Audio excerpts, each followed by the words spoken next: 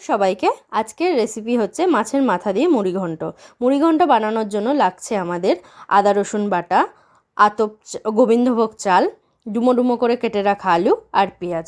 প্রথমেই কড়াইতে তেল দিয়ে আমি জিরে ফোড়ন, তেজপাতা দিয়ে ফোড়নটাকে ভালো করে ভেজে নেবো। এখানে কেউ কেউ গরম মশলা ফোড়নও দিতে পারো, যার যার ইচ্ছে। আমি প্রথমেই আলুটাকে দিয়ে ভালো করে ভেজে নিয়ে তার মধ্যে পেঁয়াজ অ্যাড করলাম। পেঁয়াজটাকে গোল্ডেন করে ভেজে নেব। ভেজে নেওয়ার পর আদা রসুন বাটা দিয়ে দেবো। আদা রসুন বাটার সঙ্গে আলুটাকে ভালো করে কষিয়ে নেব। কষিয়ে নেওয়ার পর যখন কাঁচা গন্ধটা চলে যাবে তখন পরিমাণ মতো হলুদ, জিরের গুঁড়ো, লঙ্কার গুঁড়ো, নুন, চিনি দিতে হবে। আমি এখানে লঙ্কার গুঁড়ো দিইনি, তোমাদের ইচ্ছা হলে দিতে পারো, তার জন্য বলে দিলাম। এরপর ভালো করে কষিয়ে নিয়ে মাছের মাথাগুলো দিয়ে পুরো আর মশলাটার সঙ্গে ভালো করে কষিয়ে নিয়ে আগে থেকে ধুয়ে রাখা গোবিন্দভোগ চাল দিয়ে দিতে হবে।